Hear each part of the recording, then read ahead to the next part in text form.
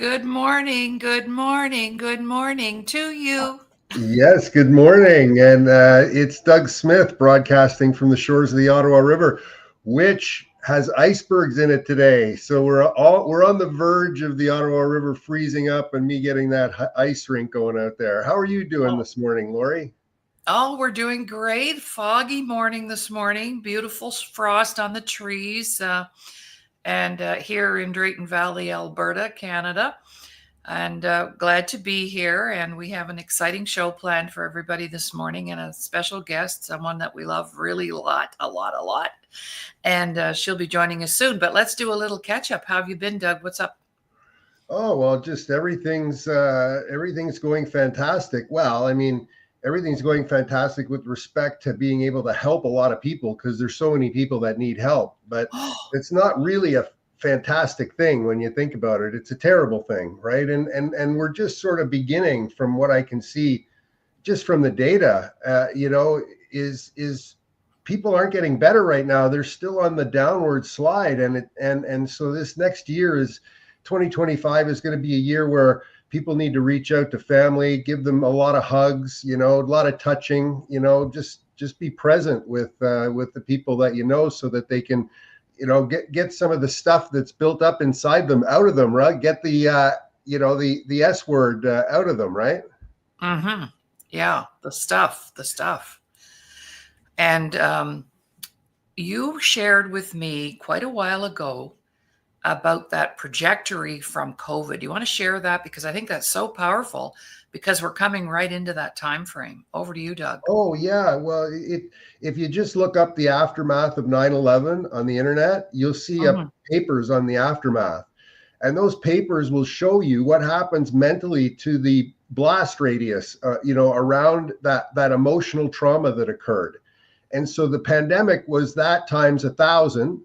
Okay. And so based on the data from 9/11, what happened in New York, you can extrapolate that to the world and it'll give you a picture of how devastating the impact was. And I have to say was, because we're not under threat anymore, but people are almost behaving like they're under threat. They became used to feeling like they were under threat. So our guest today, Paula Oness, has developed my work into a meditation series that helps you do that, helps you relax, helps you de-stress. So that's what we're going to be talking about today. Awesome. And I know that we're just facing so many, like suicides are up, mental illness is up, crime is up, domestic violence is like over the top. When was the last time you saw a video of a guy doing this to the back of a guy's head in the middle of a city? Whoa. In the middle of a city. Like, I'm looking at this individual and I'm going, Oh, I just wish that if I could rewind the clock, that he would have met you, and had a yeah. chance to just dive into what was going on inside of him that didn't make any sense. And I So, think so I think he comes from, an affluent family. He wasn't in foster care. You know what I'm saying? valedictorian. Yes. Yes. I mean, the last time that happened in New York, it was John Lennon, and it wasn't Yes. even in his back, at least. Yes, and we didn't have the ability to show every single person in the world what just happened. No. Like I'm like, they were so close. I thought they were going to allow the camera to show somebody getting shot in the back, but thank goodness they cut that off, because Yes. the impact on society and the responsibility of the media when it gets close to this stuff is huge. And you can speak to that too, right? Absolutely. Yeah. So we want to get closer to people, help them, support them, show them love, because love is neither created nor destroyed, and it's the cause of effect of itself.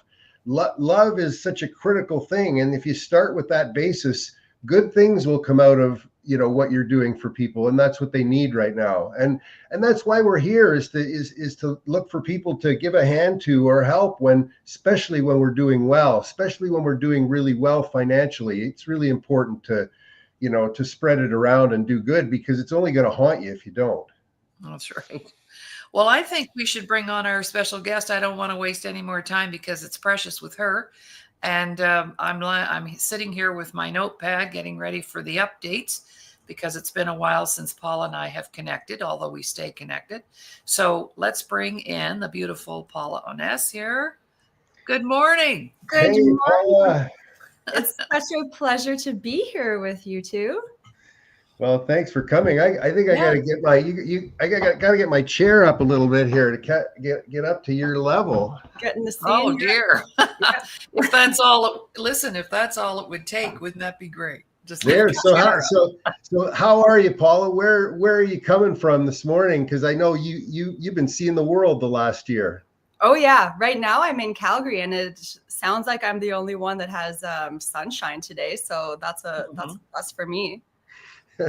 And where else have you been? Like over the last 6 months, 8 months? I took off on a van trip. Actually, I was living in a van for a while, and I went cruising throughout BC. And yeah, it was an incredible experience. And I was even offered like a Starlink so I could have internet everywhere I went, but I purposely opted to go without so that I could disconnect for a while and spend some time actually reconnecting with nature. And it was so like, it was such a beautiful experience. I felt so refreshed after that. It was really nice. Nice. How long were you gone? It was about a month total. Oh, But nice. there's like a time warp that happens when you're living in a van and like just really enjoying your life. I think 3 weeks passed and it felt like 1 week. And I saw my calendar and I needed to return the van soon. And I was like, what just happened? Like, I'm just getting started. This, like, I could live in a van easily, no doubt. It's Chris Farley could live in a van too, down by the river, Saturday Night Live. There was something about that attracted people. It didn't push them away. We made fun of it back then, but now I'm like, that's the goal. That's the dream. Live in a trailer down by the river. There you go. Wow. Yeah. Well, when we had the wildfires here a year and a half ago, we ended up in a camper with another couple, friends of ours. They're younger than us. They're like our kids. They live here in town. And our 4 dogs all together. We have 1, they have 3. Awesome. 2 couples and 4 dogs in not a really big trailer. And we were there for 2 weeks. It was heaven. Wow. That adds a whole new dynamic when there's so many people like sharing a small space like that.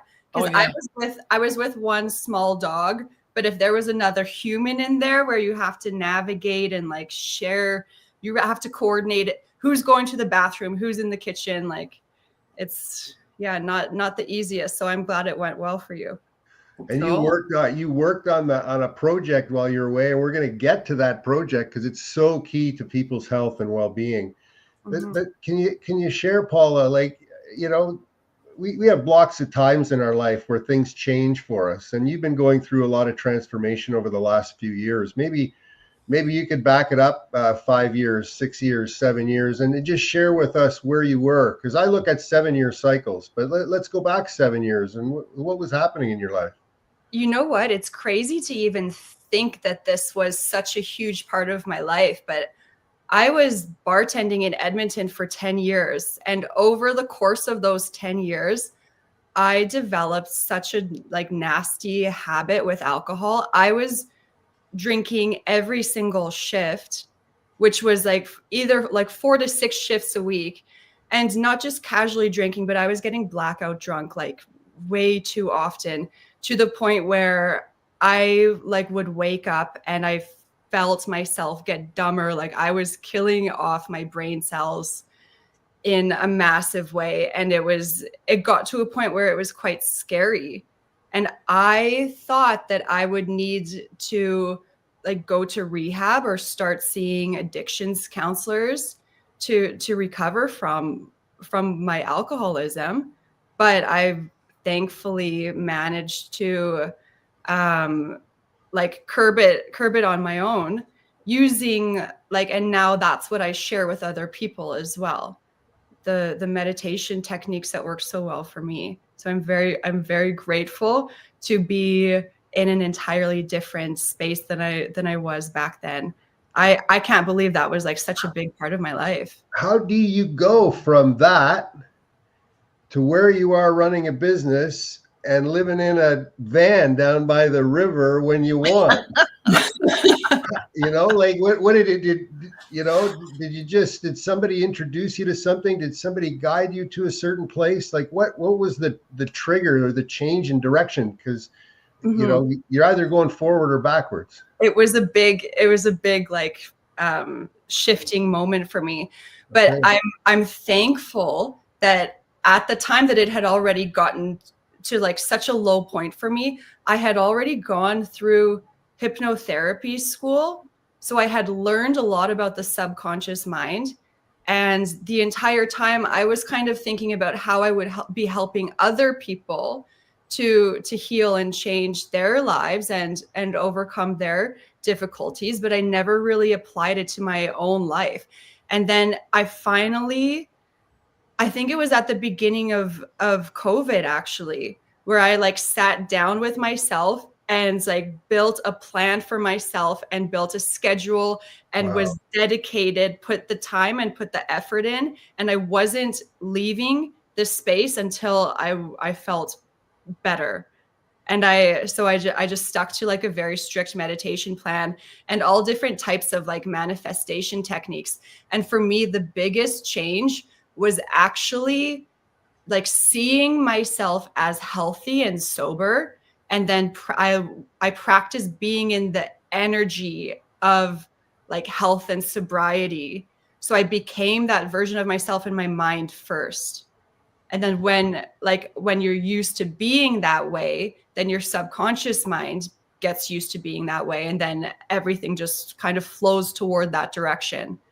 So it was kind of like if you change your mind first, then you naturally gravitate towards those goals that you've been working on. So it like once I started doing it consistently, it actually became quite easy, if I'm being honest. Like I always imagined that it was going to be like some big struggle where like shit's hard and it's like difficult and I have to like restrain myself and use all this willpower to like not drink, and it's going to be a struggle. But it wasn't that way for me, which is the most like impressive part. If I'm being honest, I thought it was going to be so difficult, but it actually was way easier than I was ever expecting. So that's when I was like, okay, I'm onto something here. And then there are people out there that are doing it like the hard way. And it doesn't have to be as hard as you think it does, basically. So now I'm here to share as much as possible about it. So we got together because you realized that this thing called trauma can be managed in a way that isn't, killing your body, in a way that makes you actually younger, right? Right? You want to reverse this whole thing called, your longevity is so critical. And what changes have you seen in your physical abilities and body over the last, since you started this journey? Oh my gosh. Well, one of the things that I focused on was like being active, because when I was in my alcoholic years, I wasn't active at all. And I was a smoker too. So I was like hacking up lungs every time I tried to do anything, any like physical activity. It was not a pretty sight. But that was one of the things that I started like imagining about my life, is that I'm an active person. And like when you do that, it becomes more comfortable to do these things. So like for me, it was yoga. I changed my identity around who I was. Like I started considering myself to be an athlete and a yogi. And then it just was easy for me to continue with it like in a consistent manner. So I go to yoga all the time now, and I impress myself with what I'm able to accomplish. I'm more mobile and more flexible now than I have been in my entire life.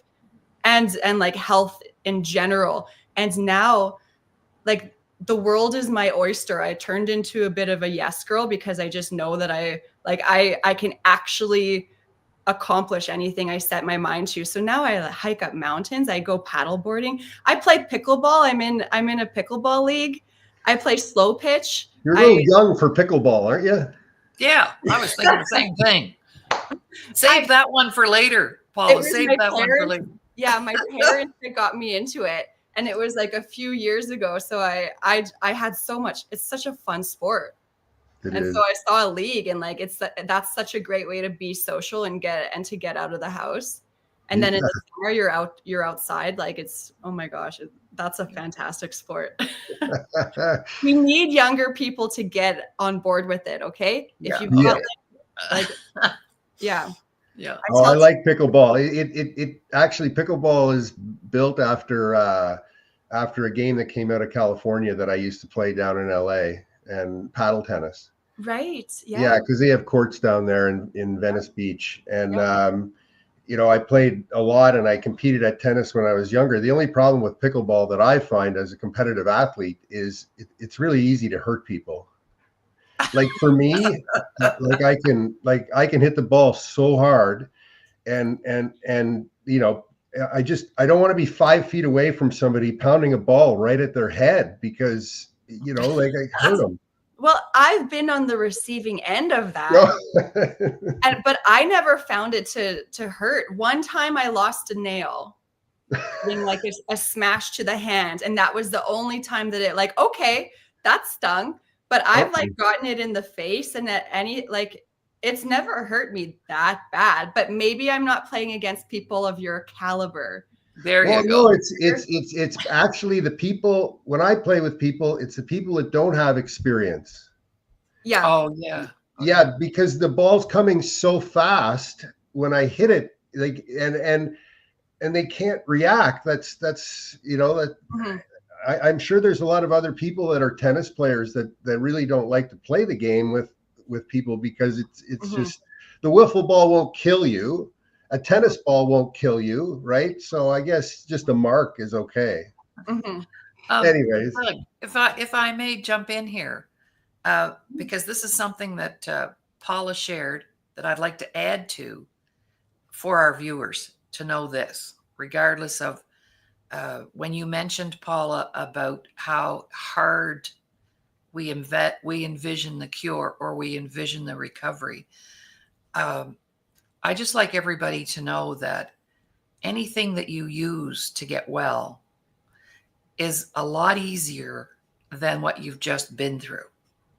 Exactly. If you got through the addiction, or you got through the abuse, or you've already done the hard time. The healing and the recovery systems that we all three have in place, that's like a walk in the park. So if we could break that barrier of people being afraid to step into the healing and recovery processes, that we all three are in the same business, we just use different tools. So I'd love for people to know that if you're struggling to make that decision to embrace modalities, processes, whatever, it's not nearly as hard as you can imagine, because you've already done the hard time. And it might be uncomfortable temporarily to do something different than what you're used to doing. Right. But like the final result, it makes it so worth it in the end. You'll be so thankful. If I may put my hand up, it's still an ongoing process though. Right? For you, Laurie, for Paula, it's an ongoing process. I'm still learning. Yes. And once you step into that journey of taking care of self and studying self and learning about self, that's forever. There's no arrival time. I'm sorry. I'm 75. I'm in a big learning curve right now with some stuff that I'm working on. But being able to know that we're capable of unlearning as well as learning. Yes. So if I learned to live one way, I can unlearn that. So it worked. It works. we're all in violent agreement. It works. So you realized it worked. And then you said to yourself, okay, I'm going to go help thousands of other people. I mean, amazing. So what happened then? Tell us about that. I was actually in meditation when I had that realization. And it was kind of like I was looking back on where I just was like a year ago compared to where I was now and how I'm feeling. And I was meditating on it and I was like, holy crap, I just shifted my life in such a massive way. And I feel incredible. Like I figured out like such a beautiful thing that worked so well. Oh my gosh, I need to share this with other people. And then the ideas started to flow about how I would possibly be able to bottle that feeling up, that method, those techniques that I used, bottle that up and get it to other people as well so that they can use the same method that I used.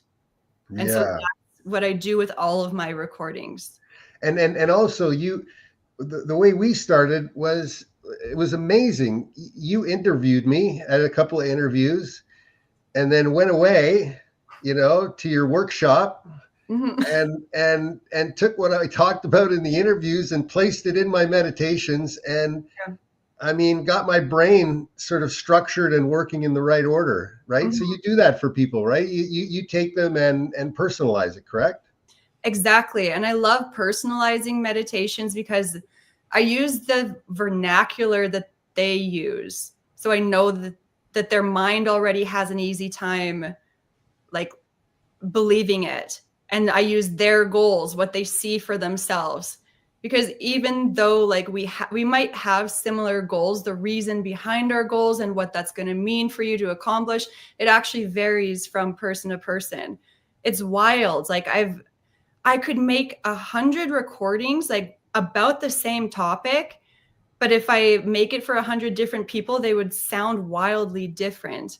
I've never made like 2 recordings that sound the same. So like the personalization aspect of it is huge. And then the added bonus when it's personalized, people are more like, they're going to listen more often. If it's made specifically for them, then they're actually going to stick with it more often. And sometimes repetition is key. Commitment. I have to speak on that if I may. Yes. Of course. Yeah. So Paula created a meditation for me and she said, what area do you want to work on? And I said, finance. Because COVID really hit us hard. We took huge hits financially. And I said, I need to regroup and recoup. And I told her what my challenges were. So she created the meditation. I listened to it twice. And the next thing I know, the floodgates opened up and the money started coming. And I haven't looked back. And that's been since, that's been a few months. And 2025 is going to be like phenomenal for me. So thank you. And I'm a living testimony that what you do works. This is why I do it. Yes. and so now, like you've been doing meditation for many years. You've been doing hypnotherapy, and the bringing together of the digital with your work and making it available for more people, that's been a focus for you too. So maybe you could talk about what you've done with my work. Yeah, I'd really appreciate it. Yeah. So we first met and you sent me a copy of your book. And when I first got that book, I was like, okay, like, yeah, maybe I'll thumb through and see what it's all about. And then I think I made it to page 3 or 4 or something.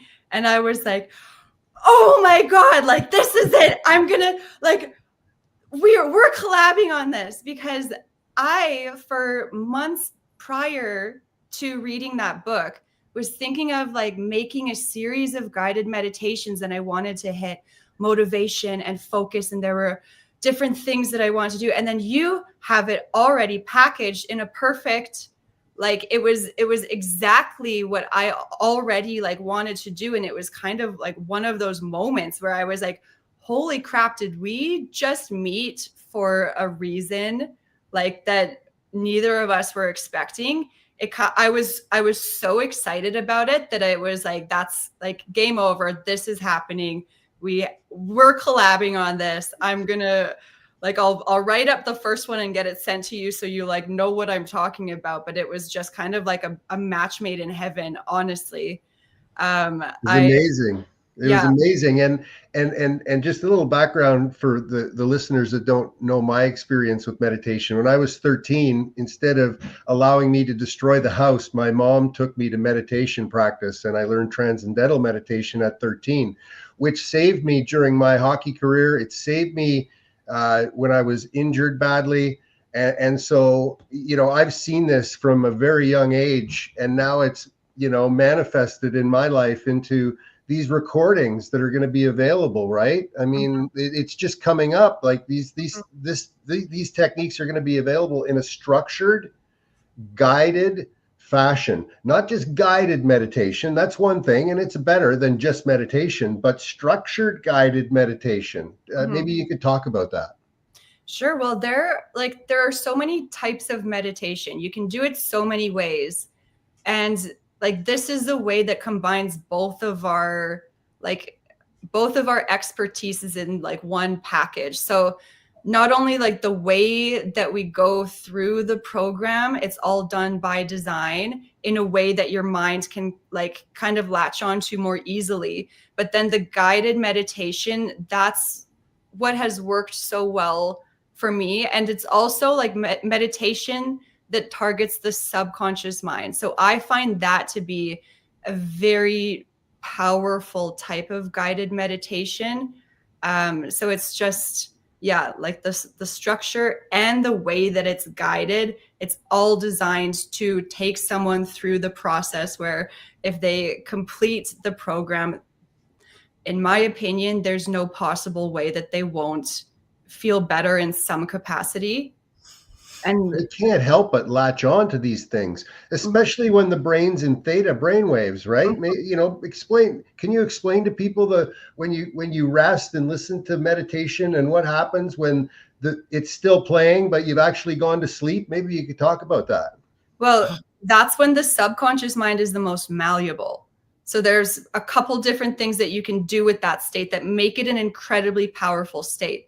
The first one is that you can retrieve information. So that's what we do in a hypnotherapy session. We find the source of any of your issues and we discuss what happened. And oftentimes it's buried in the subconscious. So it could be something that happened when you were a young child that's still stuck with you and it stays in your energy. So that's one thing that you can do in that state. And then the other thing is you can input positive information while your subconscious mind is the most malleable. So you'll tend to believe things more easily without battling it.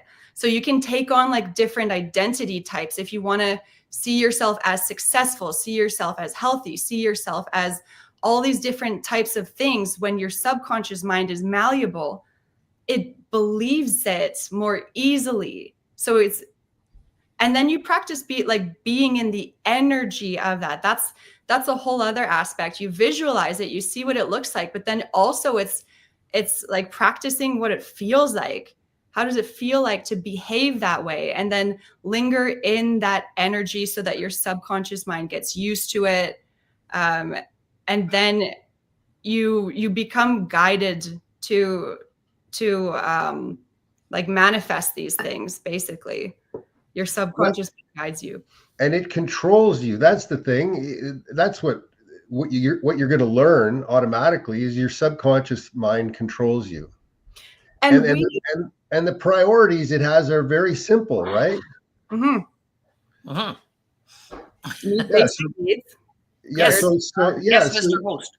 Meeting basic needs, clarity of thought, and helping other people. Yep. And we're talking structure now. Yep. Are the only priorities your subconscious mind has. Right? And so if you speak to those particular things, there's going to be a lot go in. right? If you're talking about those three things. So how much are you talking about those three things all day? Meeting basic needs, clarity of thought, and helping other people. Incorporate that into your life, right? And every single human is already controlled by their subconscious mind. So if you're not aware of it, then you're at the mercy of whatever your subconscious programming already is. And then this is just a way to alter that, make choices that like bring awareness into that and have some control over your own subconscious programming. Mm-hmm. In an organized way, in a way that is going to have a positive effect. Is there any negative effects? Some people might be listening to this and going, well, I don't want to do that because it's going to make me crazy and I'm going to yell at my husband tomorrow because I'm meditating. Is that something that can occur? Or I'm going to yell at my wife, I don't want to be one way, not the other. The misconceptions like surrounding hypnosis, especially, it actually blows my mind.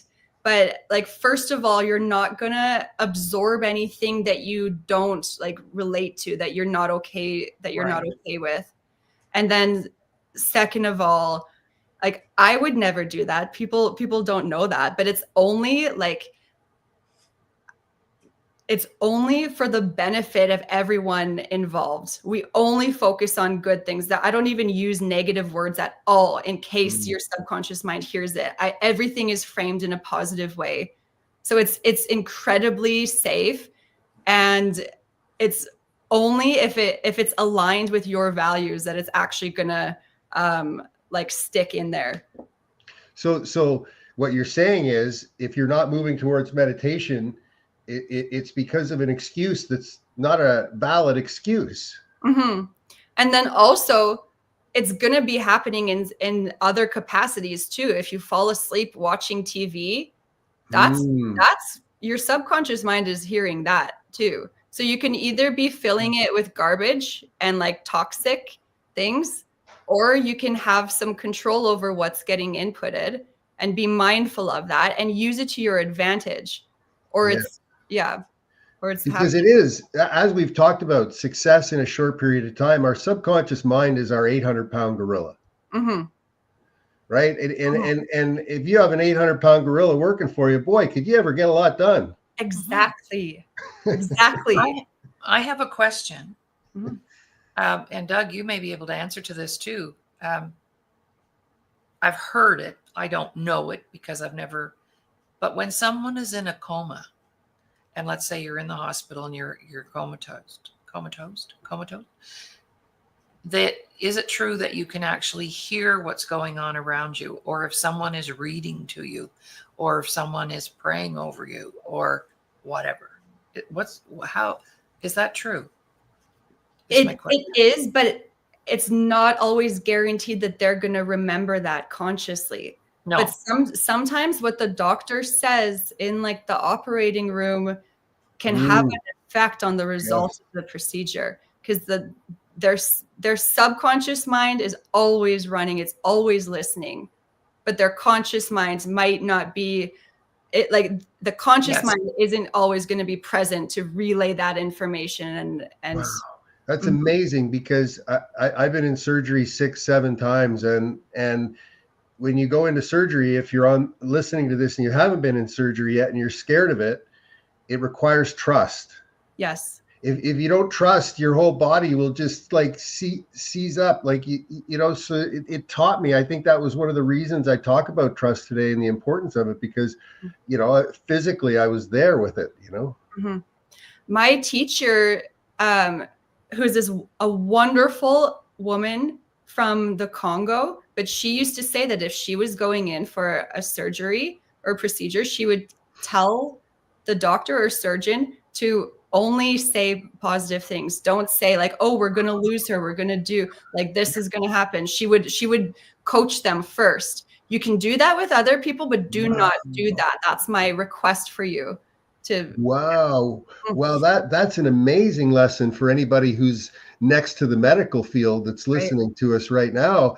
I remember just a little story from me when I was paralyzed and I was in the rehab center, and I couldn't move. I remember not even believing that it was happening. And when they were transferring me over to my bed, there was a file on my bed, and it said Doug Smith, yes. quadriparesis.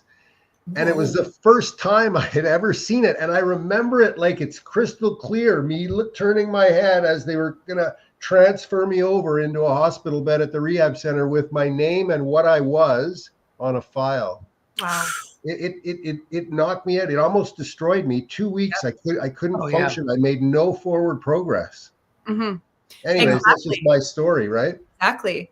And there's so many factors at play where like you could hear something and then you can either absorb it, but some people like fight against it. And that's good to know too. Like it doesn't necessarily mean that that's the truth, but you could hear something about yourself and be like, no, that's not true, and make sure that it doesn't happen. So it doesn't always like stick. And then there's like other people at like play a factor too, because I believe your wife was really helpful. You read that on the file, and then it was your wife that almost didn't accept that as a possible reality and made sure that you didn't like go down that path. Yes, and maybe you could speak to the importance of having that support. You know, without support, it's hard for any human being to do anything. Actually, you know, but it's important that there's support for you when you're going through this process, right? We're wired that way as humans. We're born into a support system, and we need that throughout our entire lives. Like absolutely, and like the positivity of your support system is huge too, because you can have a support system that isn't very supportive, and that's like toxic. Toxic environment. And sometimes you don't even know it, right? It's so subtle. Oh no. Mm-hmm. And it's impossible to get through life without interacting with people in a large capacity.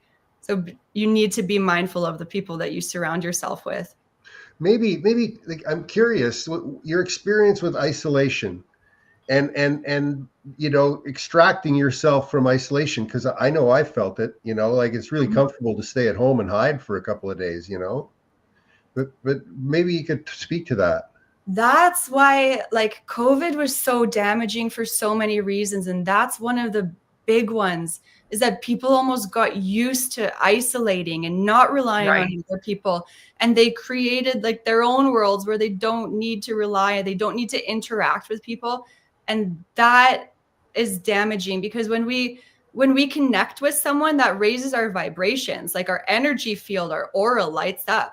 If you have a positive interaction with someone, you feel like uplifted and good after that. And that's what we need more of. And it gets amplified if there's like larger groups of people doing the same thing. And then not to mention physical touch. There's chemicals that are released, like endorphins that are released when we have like physical touch with other people, that it's really important for our well-being, to the point where if you are if you're single and haven't had physical touch for a while, you should be getting like massages just to get that physical touch from another person, because that's how important it is to us.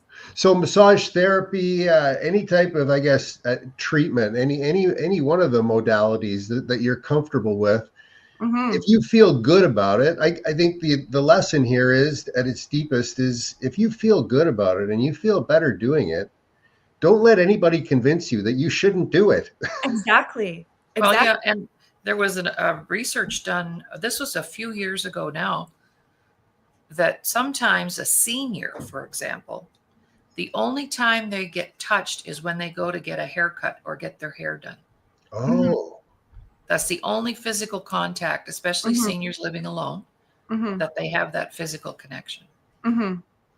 And that's, so even if you don't need a massage, or like your body's not sore, you don't need that, consider it for reasons that extend beyond just the massage. Like the physical touch is so important for us as humans and for your mental health. Oh, my body's feeling fine. I don't have to go get one of those things. Or I don't do hugs. Okay. I get that a lot. I never hug a person unless I get their permission. But I've had clients say to me, well, I don't do hugs. And then I'm going, yeah, well, you definitely need what I've got to offer.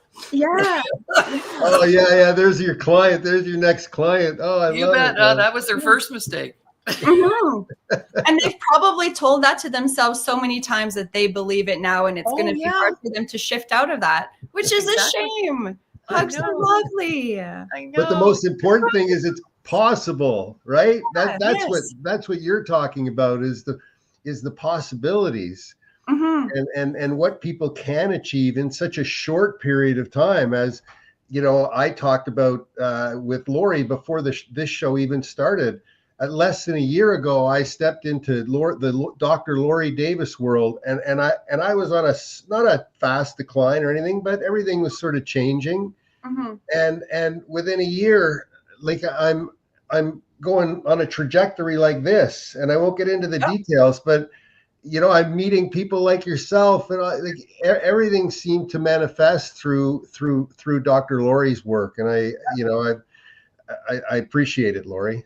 And I've worked with Laurie too, and it's fascinating. Like I was kind of like at a moment where I was stagnant, and then working with Dr. Laurie was like, okay, we're shaking things up. Yeah, that's what it's like. Just a little shake like this. Yeah. And then like the progress that I've been making, it gives you like the space to amplify that, you know, like so I 100% agree with that. And it works what you're doing, Laurie. Like if we could talk about just for a minute for our listeners, there's several other shows that have spawned from this that people can tune into, right? For other things than just sports and how healing relates to sports. Maybe could you share that with the audience? Of how healing relates to sports? No, the other shows that happen during the week. Oh yeah. Well, yes, we've got a variety of shows. We broadcast pretty much every day of the week, because when you were talking, Paula, about the vibration, what I wanted, one of my goals with the shows is to give people a place where they can come and connect and have that human connection, and rich with content. Our content, we have enough, the three of us have enough content. We could broadcast for the next 10 years and never run out of stuff. And that's all been, you know, the purpose of the shows is to expose that.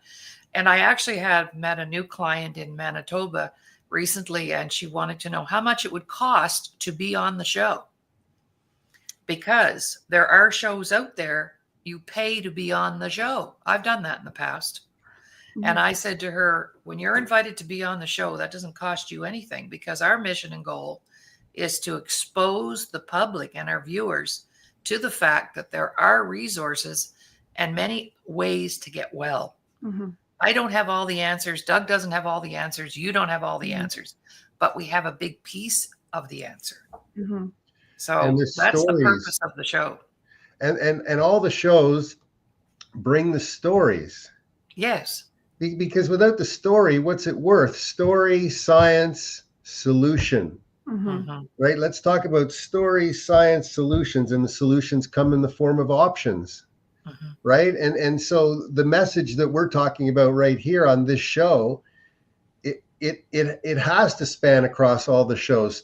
The other listeners need to hear this, because the way that you explain it, Paula, is so real. Your story's so real, and your confidence about what happened, and what you've been keeping track of, and how you've been helping other people and seeing the same results needs to be heard by more than just this group.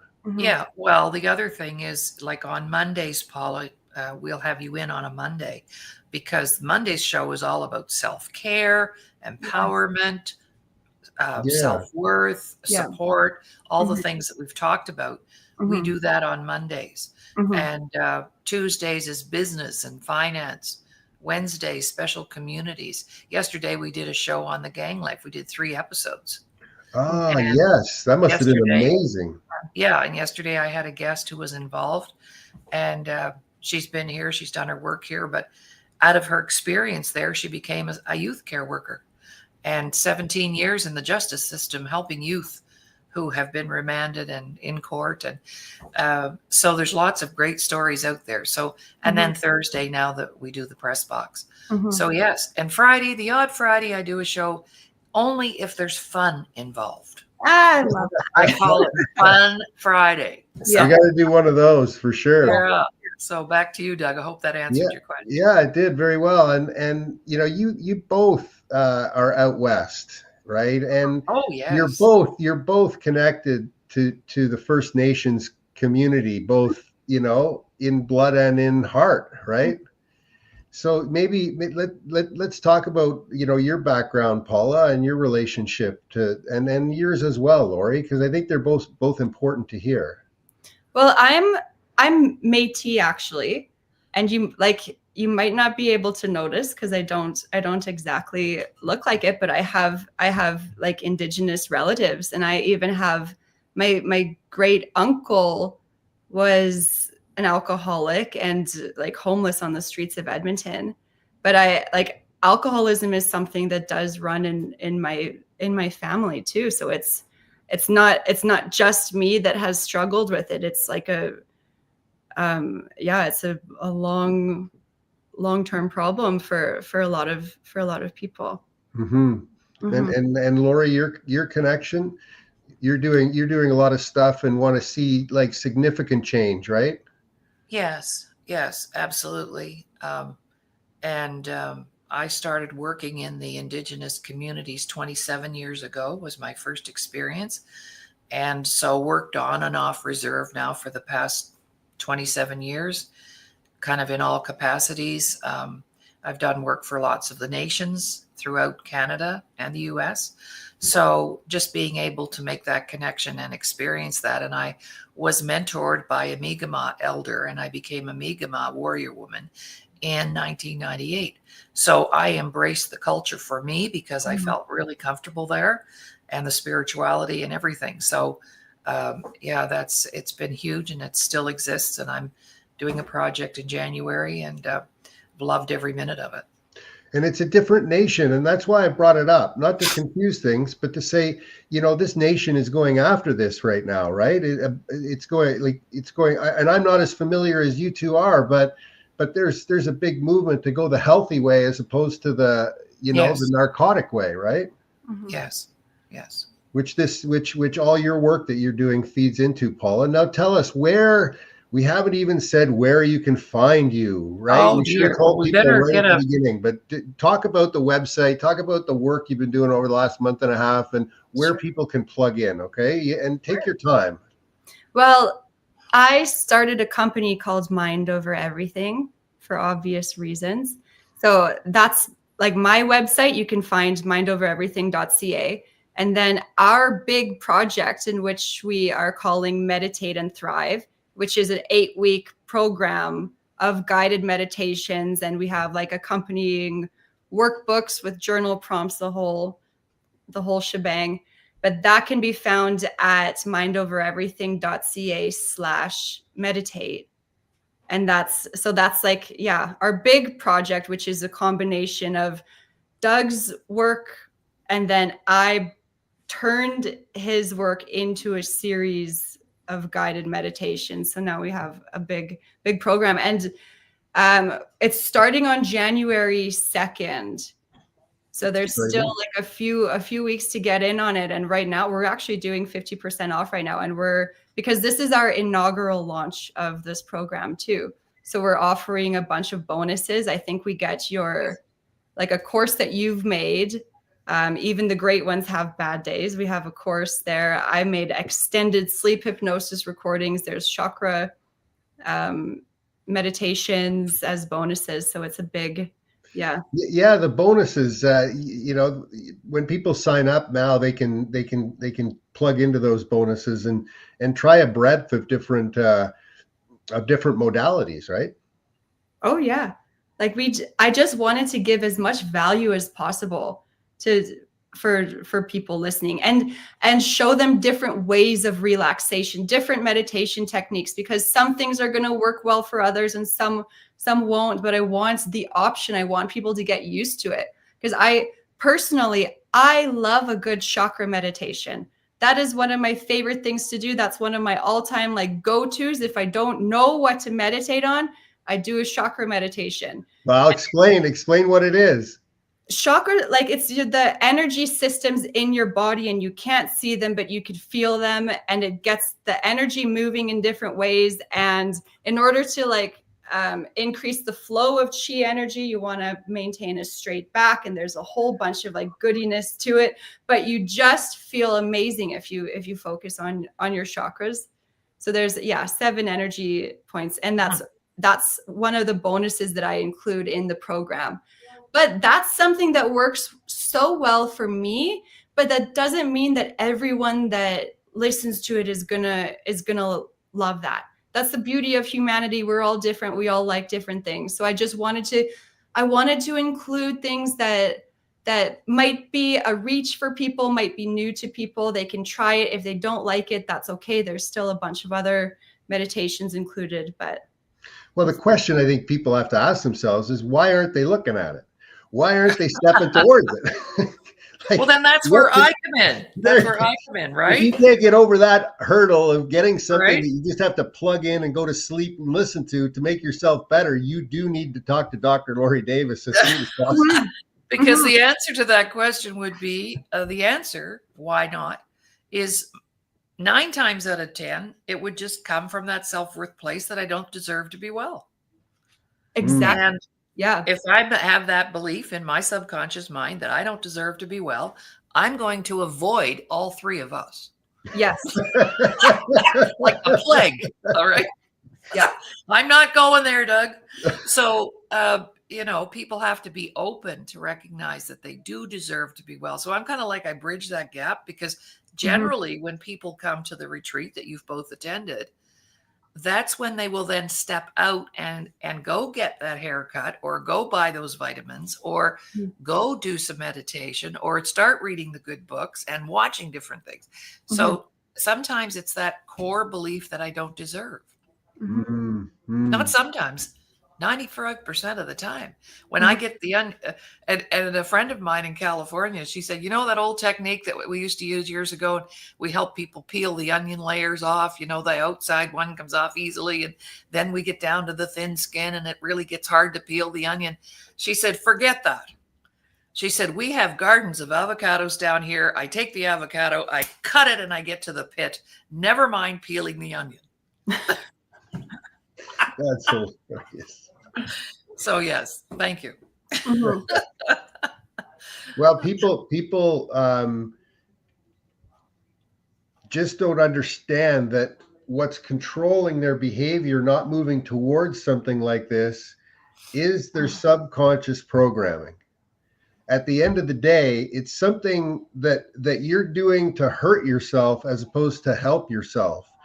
And I personally believe there's no inertia, right? So when something this obvious isn't being done by people, it's time to do an investigation. It's time to turn the lens on yourself a little bit, stop blaming other people, and do what you did. Start saying yes to everything, because that's one of the easiest things you can do. Is when someone asks you a question, you want to do this, you say yes. Just do it for the next 6 months. And you started doing that, right? Yes. And also I fully know, like, I fully understand that everyone's timeline is different. So even just talking about this is like, someone might not be ready to make the appropriate changes and like fully start and make the shifts and do all these things. But just hearing about it and knowing that it's a possibility, they might get to a point where it's going to be a lot easier for them to actually make changes. And then also seeing other people do well and do the self-development thing and improve the quality of their lives. I feel like that's a bit of a trend these days. Like, people are actually showing the changes that they've made, and it has an impact on other people as well, because now they know it's a possibility. Now they see other people doing it, and maybe they're going to be intrigued to do it themselves. Whereas let's show people what people are accomplishing. Exactly. I mean, I'm in to show more people. So, Yes. I'll tell my network, about the successes that people have had. And I think that could, chip away at a lot of other people that could use the support and help. Mm-hmm. That'd be Well, I awesome. hate to be the bad guy here again, but can you believe an hour has gone by? That's Not And really, we actually. could talk like that Well, time warp, Paula, that you talked about. Totally. It's like that for amazing. me every show. Mindovereverything.ca. Yes. Everybody that's listened or you just catching the end, Paula, you get the last word. Go ahead. Yes. Well, first of all, thank you for inviting me to be on this. I love speaking about this and sharing all the things that have worked for me, learning about what's worked for you, and getting other people on board with it too. But like Doug mentioned, mindovereverything.ca, and then /meditate to access our brand new meditation program. That's like, we basically make it as easy as possible for the listener. So they don't need to think about it. They don't need to question whether they're doing it properly or like what to do to get into that powerful theta state. We do all the work for listeners so that they get to shut their mind off and just like literally press play, listen when you're going to sleep. It's yeah, we purposely made it as easy as possible. So Excellent. check that Excellent. Thank you, Laurie from Drayton Valley, Doug Smith from Ottawa, Ontario. Where are you at, Paula? Calgary, Alberta. Calgary, Alberta. Fantastic. Yeah. Well, you guys have a great Christmas. I don't know, we might be taking a break soon, but Merry Christmas, Paula, and Merry Christmas, Laurie. Merry Christmas to our viewers, and we'll talk to you soon. Anything you want to finish with, Laurie? No, just thank you, Paula, for coming. It's terrific to see you again. Let's stay connected. Mm-hmm. And now that I have this information, I'll pass that on to my network as well. All right. Well, you guys have a great day. Thank you so much. Merry Christmas. Thanks, Paula. Thank you. Bye, guys.